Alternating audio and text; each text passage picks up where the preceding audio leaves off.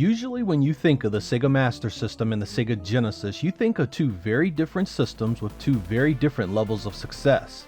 Or at least those of us that grew up in North America do. The Master System didn't do so well here, and despite an attempt by Sega to resurrect the ailing brand, it quickly slipped into obscurity once the Sega Genesis showed up. In some parts of the world this didn't happen, and the Master System would go on to coexist beside the Mega Drive for damn near its entire life, receiving many more games than North America and Japan ever did. Because of this extended run and increased third-party support, we saw game development evolve on a very different scale, and that's what this episode is all about. We will be taking a look at some of the games that appeared on both platforms, many of which were never released in the US or Japan, and compare them graphically. Did the 16-bit Genesis absolutely destroy its 8-bit predecessor, or did the Master System hold its own with some surprisingly good-looking games? Let's take a look and find out.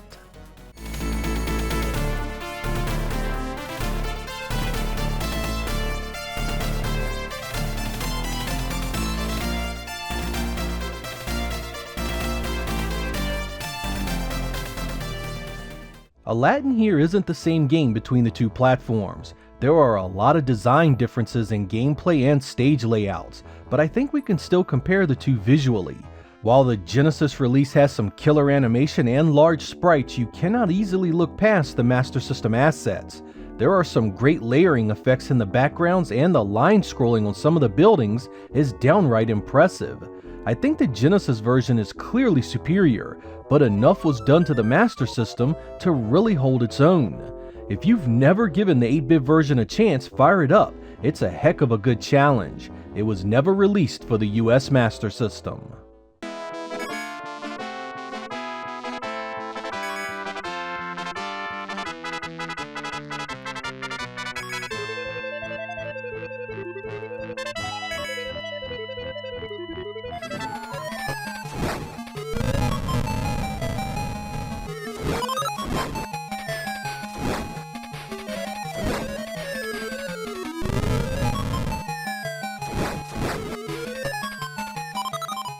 Seeing Alien 3 side by side was definitely a shocker for me. I mean, it's amazing how well the older hardware keeps pace with the visuals of the 16-bit version. Color use is similar, the environments are faithful, and it even plays much the same. The development team definitely stayed true to the original vision, and I think it comes off just about as good as you could have hoped. This was released around the same time for both platforms, but never came to the US on the Master System. It's definitely worth checking out.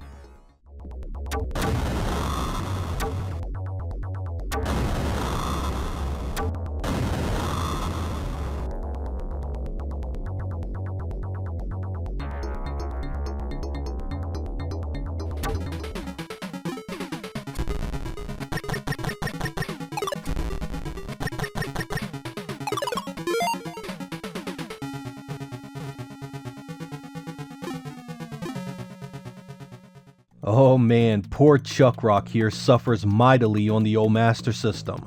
Smaller sprites and drastically cut back or missing backgrounds really hammer the original Genesis presentation.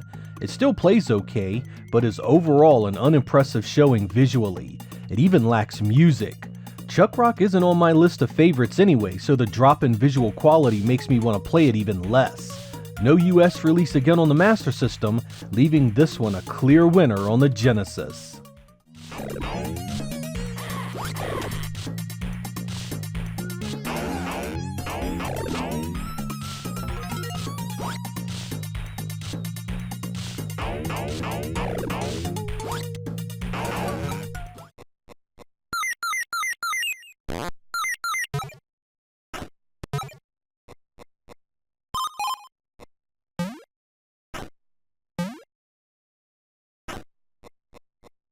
Dick Tracy was an interesting movie license on the Genesis, combining foreground and background shooting that made it a bit different from the stuff you usually saw at the time.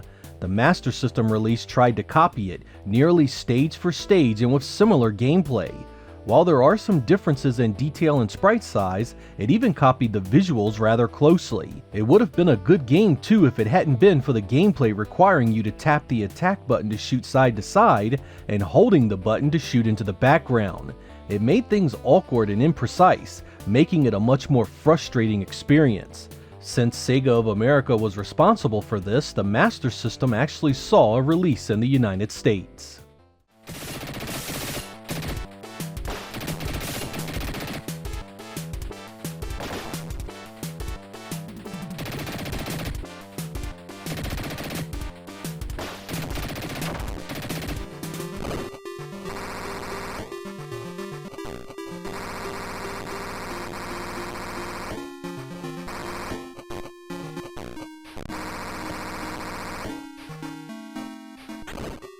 Gauntlet was a well-loved dungeon crawler originally released in the arcade. Both home versions here ended up extremely pleasing visually. They stayed true to the arcade, and both have a ton of enemies on screen at once. The Genesis version is 4-player, while the Master System supports only 2, but I still really love the outcome here. Both are fast and immensely playable, and the only area the Genesis game really does a lot better in is the music, which is completely missing in the Master System version. If you can believe it, tier text was responsible for the 8-bit version, and yet it's still good stuff all around and worth checking out on both platforms. It's yet another release that didn't see a US version.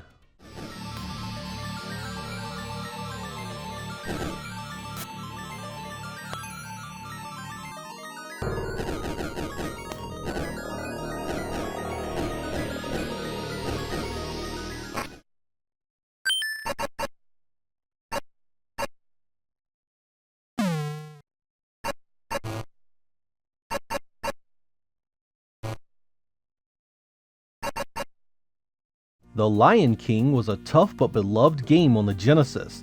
It had great animation and some catchy tunes. The Master System port was released around the same time, and didn't stray far in terms of stage design and gameplay. It is slower, but the music is still catchy, and the gameplay overall quite fun. Some levels see radical redesigns, but still have some nice background layering to offset that. They're both colorful and charming games, and while the Genesis edition is clearly superior, I think they did quite a decent job overall on the Master System. And yep, you guessed it, there's no US version for the Master System.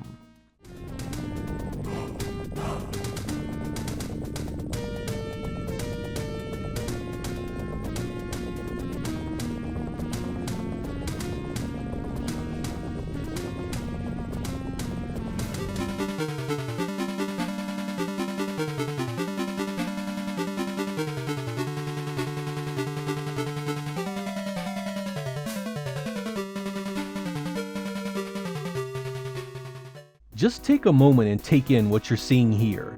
Paperboy on the Master System looks damn near as good as the Genesis game. No joke, look at that color. That really is impressive that the older hardware did such a good job recreating this. While I wouldn't say Paperboy was ever a graphical showpiece, you still gotta admire the excellent presentation here. Again, the usually dreadful tier text was at the helm of the Master System release, and despite their best efforts, it's still quite nice. It might even be better depending on your point of view. This one did come to the US Master System thanks to US Gold.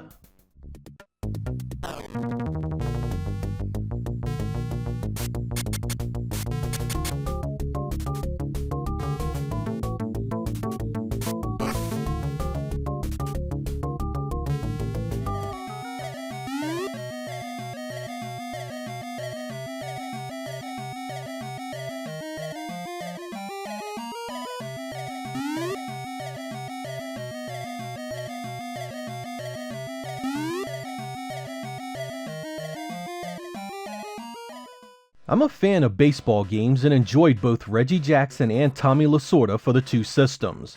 They are not exactly the same games, but similar enough to compare visually. And boy do I mean similar. Outside of a few differences, you could almost mistake one for the other. The field looks similar, the batter's perspective looks similar, hell, even some of the special effects are similar. I really enjoyed the gameplay in them both, which is again, quite similar. The Master System could display half the color of the Genesis on screen at once, and when it was done right, it made for a hell of a difference. Reggie Jackson was of course released in the US for the Master System, but it was known in Europe as American Baseball. Tommy Lasorda was known as Super League outside of the United States. Safe.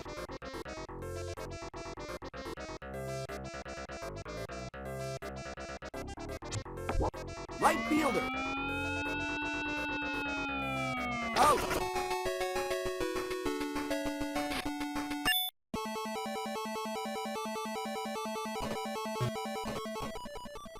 Altered Beast is one of the most interesting comparisons in this video. While the Genesis release didn't have much trouble staying close to the arcade in terms of sprites and backgrounds, the Master System version had to do a few tricks to do the same. In order to keep the large main character, the Master System uses background tiles for him instead. While this does allow for a huge hero, you'll notice that there are immediate ramifications for this technique. First, you lose most of the color and background detail of the arcade. You will also notice that the enemies, who are traditional sprites, are much smaller than you and absolutely loaded with flicker. Your next side effect of this way of doing things is the slow and choppy gameplay, and the hit detection, which is nowhere near as accurate as the Genesis version. I applaud the developers for trying something like this to keep it in line with the source material, but not so sure it was worth the trade-offs to accomplish it. This one does indeed have a US Master System release. Rise from your grave.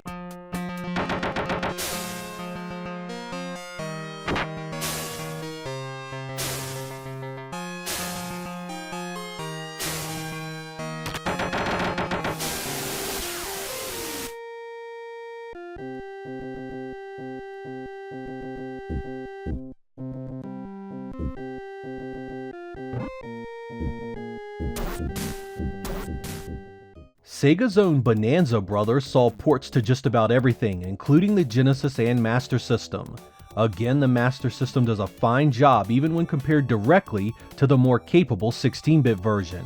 There are some changes to the way things are displayed, and some of the design elements like enemies and difficulty, but overall I'm really impressed here, particularly with the animation. It's a lot easier too because it's full screen all the time, and that's thanks to the Genesis retaining the two-player co-op from the arcade, while the Master System is only single player. I think it was a good trade-off to keep the visuals faithful, so I can definitely deal with it. As you might expect, there was no US Master System version, which is kind of a shocker considering Sega developed it internally themselves.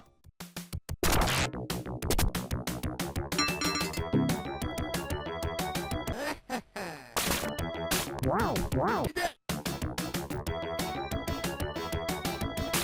Wow.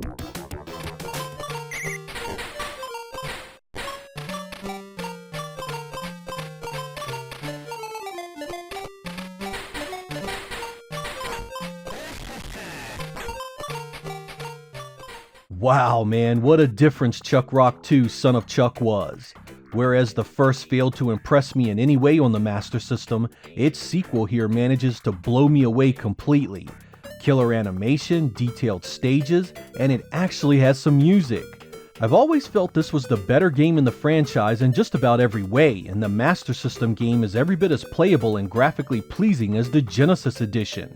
The stink of the bare-bones presentation in the original is completely remedied here, and shows what can be done when a developer actually tries to give you a good game. It's a bit slower on the Master System, and the Genesis does have superior special effects, but still well worth a play. As you probably have guessed, this never was released in the US for the Master System.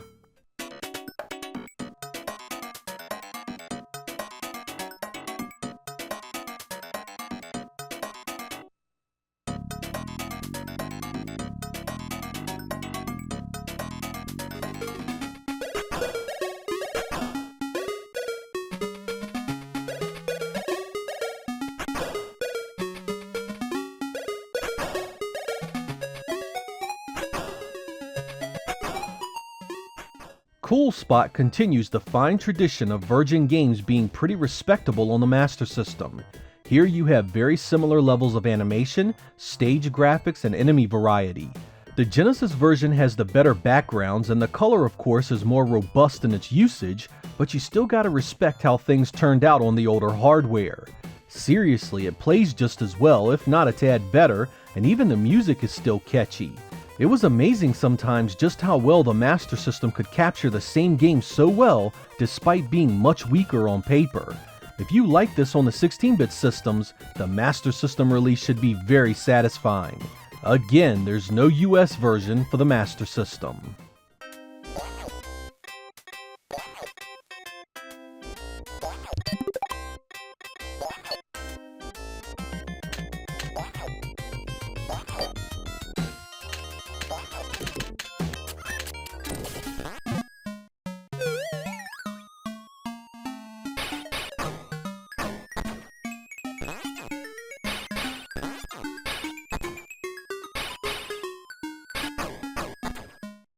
Many of these games have gameplay that differs in speed and performance on the Master System. Sometimes it makes a big difference, but in games like Desert Strike, you could argue it plays better. It's faster, still scrolls smoothly, and just nails the feel of what you want in these kinds of games. It even manages to look similar enough to its 16-bit cousin to impress you. I was always a fan of this game back then, and playing the Master System version really impressed me. Few compromises were made outside of the limitations of the control pad, and it easily is just as fun to play. I love the fact that it has a title screen with the layered scrolling, and it has the story cutscenes as well. Definitely a winner and a game very much worth owning on the Master System. And again, no US release for the 8-bit version.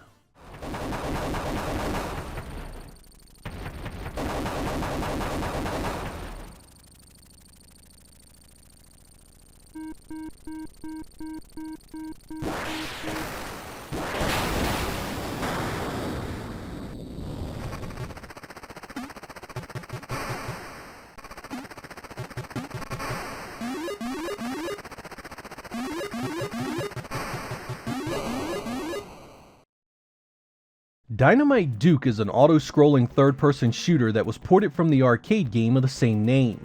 Honestly, I didn't think much of either version of this game visually. The Master System version has some nice color, and you get loads of stuff happening on the screen for the Genesis, but the repetitive nature of the gameplay, graphics, and music here is just the type of stuff you grow weary of after 10 minutes or so. For what it's worth, the Genesis version is much more varied in stage design and scenery. It also has some really nice software sprite scaling on the enemy weapon fire. For those of you that enjoy these kinds of games, I think you will find the 8-bit version to be quite a step back from the Genesis release, but still palatable thanks to its color and smooth scrolling. It's hard though, so be prepared for an ass whooping until you get the feel for it. And yep, no US release again for the Master System.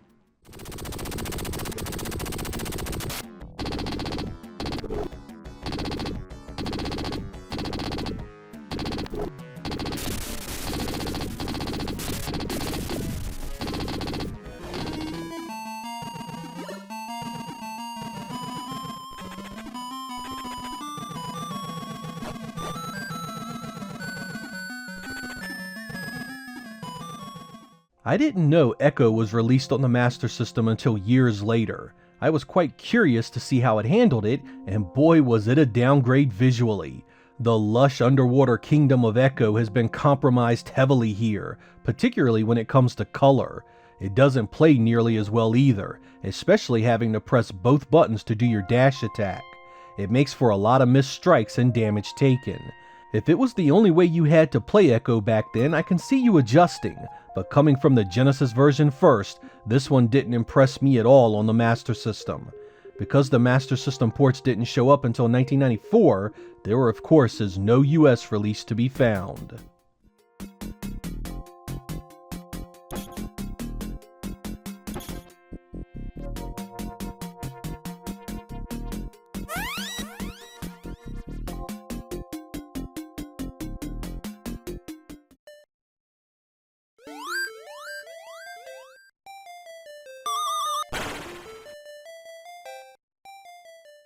I was really impressed by Forgotten Worlds on the Master System. It's not quite as pretty as the Genesis release, but still comes through with great color and detail, moves along at a fair clip, and scrolls smoothly. It definitely does the hardware proud. You even get some of the massive boss fights mostly intact. I was actually surprised to see this one never received the US release since it was an older game, but again, it was only released in Europe, Brazil, and Korea.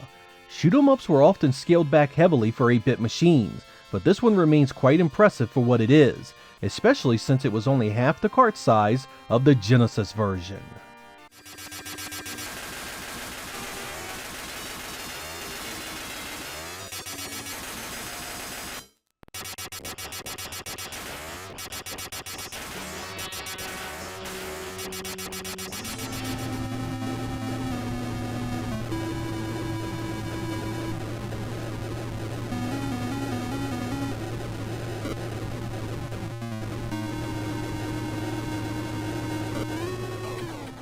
Sometimes you just have to accept that the power difference between the Master System and the Genesis was just too much, and that some games just simply couldn't be done at the same level.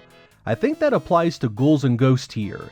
The Genesis version is heads and tails above the Master System release in every area, and it's not even close. Color, detail, backgrounds, foregrounds, sprites, hell, it's all orders of magnitude superior in the 16-bit version. But what really makes up the biggest difference is the gameplay. The Master System version is slow, imprecise, and just feels janky as hell. This makes an already challenging game even harder, and for all the wrong reasons. Part of me wants to be impressed with it because it exists at all, but the more I play it, the less I actually enjoy it. This one actually has a US release for the Master System.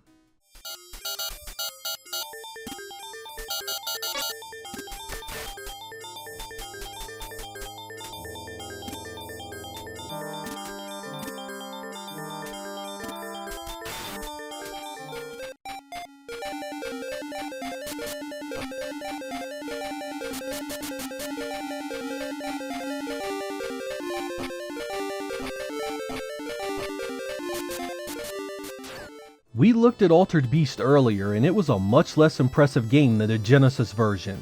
Take everything I said about that game and apply it to Golden Axe here.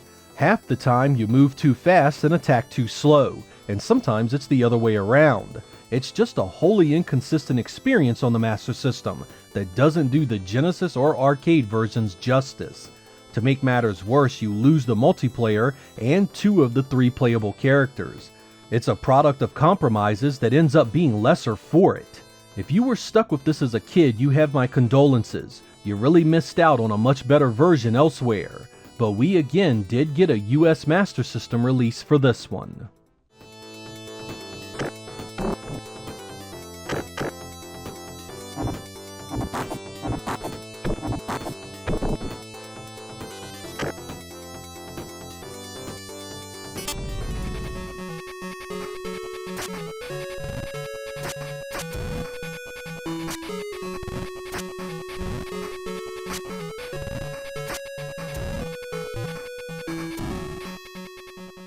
I was never very good at old Marble Madness here, but I've played enough of it to know that the Master System did a fine job recreating it.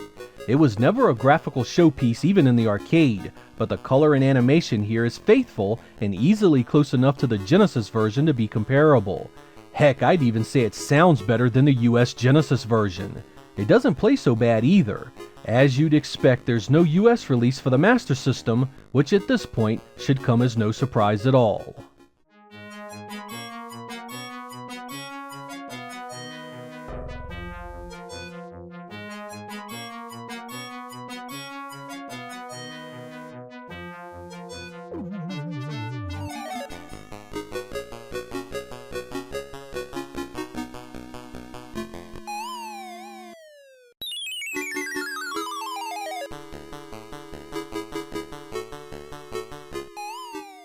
Our last entry into this episode is the king of pop himself, Michael Jackson. Moonwalker was a Genesis game I came to enjoy quite a bit despite its simple mechanics and somewhat silly story. I was ready to hate the Master System version full force because I just knew it would be a terrible version. But you know what? I was very much wrong. The old Master System did an admirable job with this, right down to the animation and many of the stages being faithful in look and feel. Perhaps even more importantly, they got much of the music correct as well.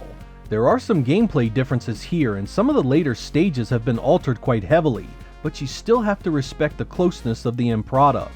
Sega took its relationship with the singer seriously, and it shows in the amount of work that went into this to capture the same quality of the Genesis release. I still prefer the latter, but I have a ton of respect for Sega's 8-bit showing. This does indeed have a US Master System release if you're interested.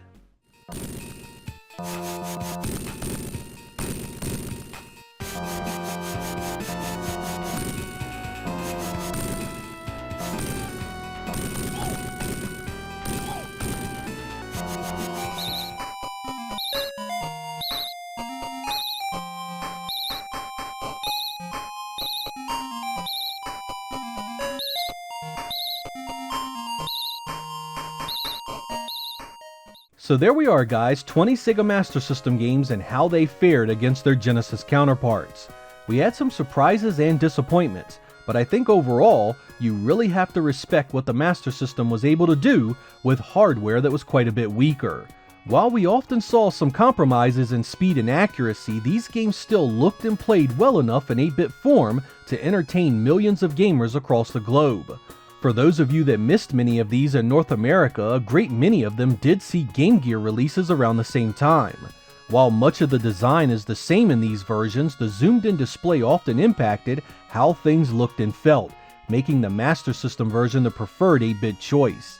Still, many of them were more than playable on the Game Gear and definitely worth checking out if you ever run across them in a retro shop or yard sale. For you Master System collectors out there, I hope this gives you a few more games to add to your library, and maybe even a few games you've never played before. If I've said it once, I've said it 1,000 times. The Sega Master System has a wealth of gaming most people didn't even know existed, and with a little exploration, you might find a surprising number of games worth your time. In part 2, we will explore another 20 games for the Master System, and how well they compare to their Genesis counterparts. So be sure to tune in to that one as well. I'm Sega Lord X. Thank you guys for watching, and I will catch you next time.